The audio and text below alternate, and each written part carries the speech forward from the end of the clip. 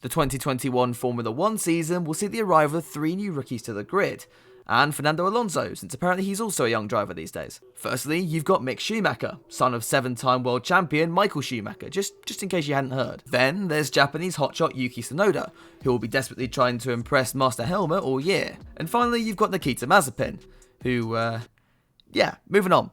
To perhaps put it another way, this trinity is made up of the child prodigy, the underdog, and the cunt.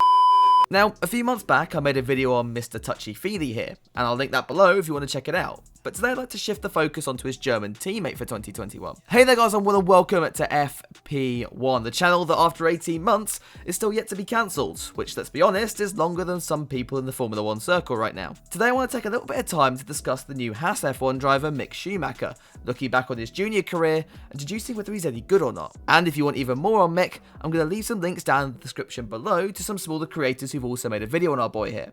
I got pretty lucky with the algorithm last year, so if you check out these videos, I'm sure it would really help these guys out. And if you yourself are new here and like what you see, then please do feel free to click that like and subscribe button for weekly F1 content just like this. We're trying to hit 20,000 subscribers by the end of the year, so if you're enjoying the videos, then do consider helping us out towards that. If you want to hear even more from me, you can also join the Discord community and follow me over on Twitter. It's at FP1Will, and all links again for that will be down in the description below. And finally, let me know your thoughts on Mick down in the comments below, and I'll try to respond to as many of you guys as I can. Right, with all my typical plugs out the way, let's talk about Mick Schumacher, and whether he'll be any good when he gets to Formula 1.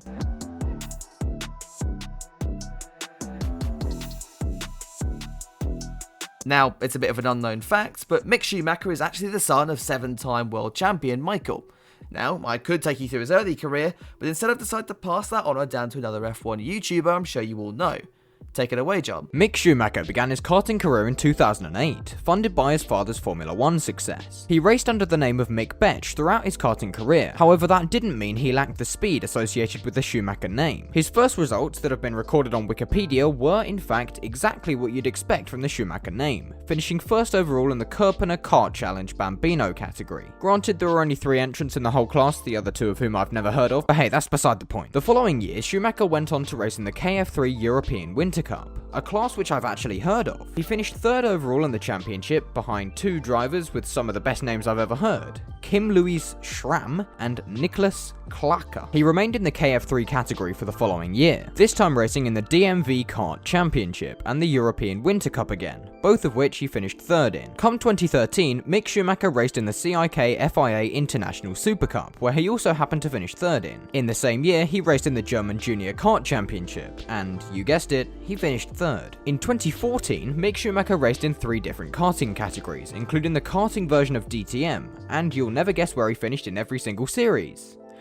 That's right, he finished 2nd. In his first year of single-seater racing, he raced in the ADAC Formula 4 Championship, finishing fairly badly. But fear not, because Mick Schumacher would once again return to form in 2016, where he competed in the ADAC Formula 4 series again, finishing 2nd, and the Italian Formula 4 Championship, where he also finished 2nd. If you didn't know who that was, John Warren makes very similar style content to mine, so if you haven't checked his stuff out yet, then there will be a link down in the description for you to do that below. Getting back to Mick though, in 2017 would see him step up to the Formula 3 European Championship, sticking with Prema Power Team. This campaign, however, would go downhill faster than Sebastian Vettel's hairline. Mick would only stand on the washroom 1 time all season, at race 2 at the Italian round in Monza. But other than that, there wasn't much really to shout about. Schumacher would find himself constantly on the fringes of the points, meaning he ends the year in 12th place. Now in fairness, the competition that year wasn't easy, including the likes of Callum Ilott, Lando Norris, Jehan Daruvala, and everyone's favourite Russian. Bruh. And if you only look at the championship rookies that year, it's a slightly nicer picture, with Mick coming in 3rd, but either way, it still wasn't a season we would have expected after his successes the year before. The 2017 Macau Grand Prix wouldn't look particularly great either, crashing in qualifying, then faring about as well in the race as Alex Albon did in a Red Bull. Mick's fortunes would begin to change in 2018, however, as the German returned to F3 once again. The start of the season would be similar to that the year before, with the occasional podium, but most of Mick's results being in the latter half of the top 10. In the second part of the year though, Prema would pull a reverse Ferrari, with Mick taking 8 wins and 12 podiums in the last 21 races. This all meant that Schumacher was able to win the championship ahead of fellow Ferrari juniors Marcus Armstrong and Robert Schwartzman, as well as professional complainer Daniel Ticktum. And yeah, actually let's just stick on that point for a little bit. As though this turnaround in pace was nothing short of incredible,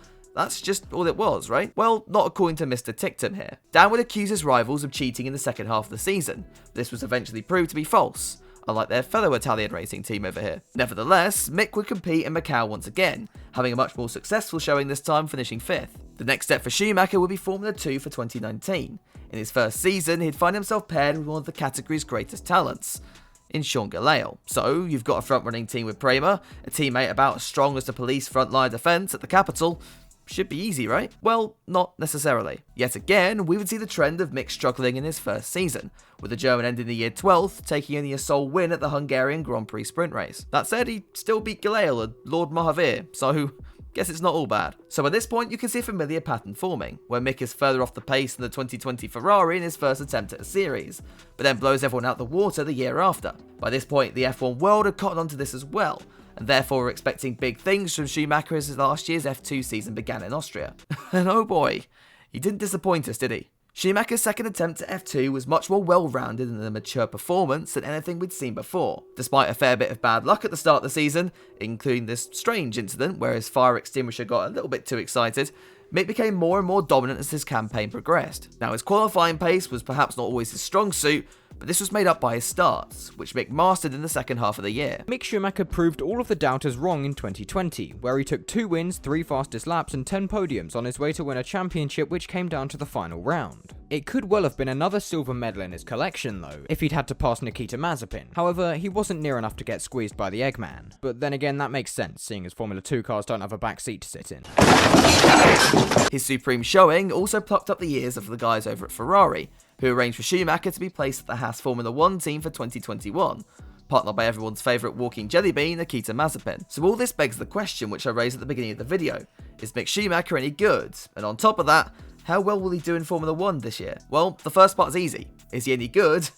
God, yeah. Now, okay, his selling may have helped him out at times in his career, but when Mick is happy with the car, he's shown that he has that raw speed to get the best out of it and deliver the results. The man is by no doubt ready for his step up into Formula 1. The main problem, however, is going to be that team behind him. Since their, shall we say, interesting ordeal with Bad Santa in 2019, the HAAS Formula 1 team have been on the decline, with last year their worst in the sport to date. Add to this that they've already come out and admitted that this year is not going to be an easy one at all, with a lot of components frozen, meaning they inherit the same problems from last year's car. I honestly believe that HAAS are going to finish the year behind Williams and Alfa Romeo in the championship, with Schumacher being unable to really show his talent due to the machinery at his disposal. Don't forget that trend of struggling in his first year, and the 2021 season could end up being one to forget for the young German. As for that teammate battle, given Schumacher's history when it comes to qualifying, I'm actually going to predict that the Jelly Bean takes the win fairly confidently in this area. But when it comes to the races, Mick is far more talented of a driver. I can see him coming out on top in this regard. I can also see Mazepin making a lot of reckless mistakes, which,